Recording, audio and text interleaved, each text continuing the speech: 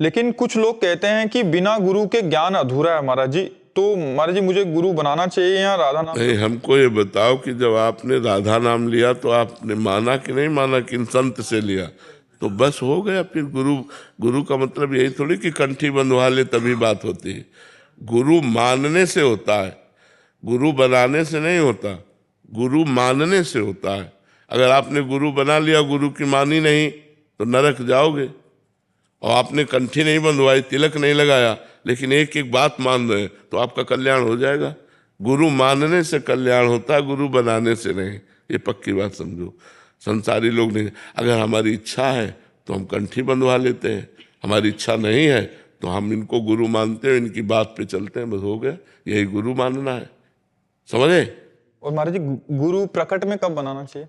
प्रकट में कब गुरु बनाना चाहिए? जब बेचैनी पैदा हो जाए कि अब मुझे गुरु की जरूरत है, मतलब ज्ञान की जरूरत हो। जैसे इन्होंने लिखा ज्ञान अधूरा है गुरु बिन, तो केवल इस पर्पस के लिए ये बात जब इनके अंदर जलन पैदा हो जाएगी कि मैं अधूरा हूं, मुझे इससे संतुष्टि नहीं हो रही, तब गुरु मंत्र ले लेना चाहिए।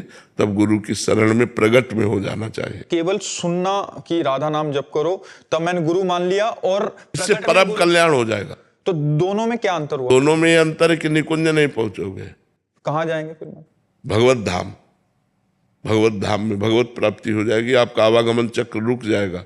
लेकिन निकुंज में प्रिया प्रीतम के समीप पहुंचने के लिए फिर आपको गुरु परंपरागत जो मंत्र है, वो मंत्र इसीलिए आया है, आचार्य परंपरा से मंत्र है। उस मंत्र और स्वरूप का बोध कि हम प्रियाजू की दासी हैं, प्रियाजू की सहचरी है, या जो सखा भाव है या गोपी भाव है, वो जिस भाव वाला है वो मंत्र वहां पहुंचाता है, उस भाव दशा। और महाराज जी जैसे किसी एक पर्टिकुलर इष्ट देव का नाम ले रहे हैं, जैसे राम राम ले रहे हैं, तो राम जी के धाम जाएंगे या केवल भगवत प्राप्ति हो जाएगी? इसमें भी अंतर है। हाँ, जैसे राम जी के धाम अगर उनकी भावना बनी कि मैं उनका दास बन के जाऊं तो जाएंगे, नहीं तो जैसे तरंग समुद्र में लय हो गए, जैसे आवागमन से मुक्त हो जाओगे।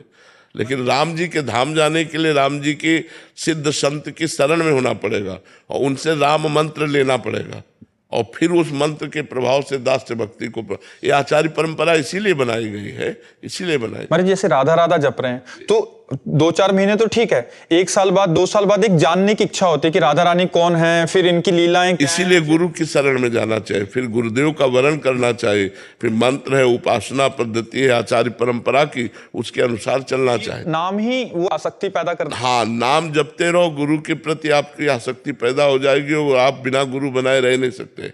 बिना गुरु बनाए आप रह नहीं सकते। फिर आपको लगेगा कि ऐसा है। केवल पढ़ने लिखने से ऐसे बात नहीं बनेगी। हमारा प्रयास इतना, कृपा अपार, तो अपार कृपा से हमारा काम बनेगा, तभी गुरु के चरणों की शरण लेकर के इस मार्ग में चला जाता है।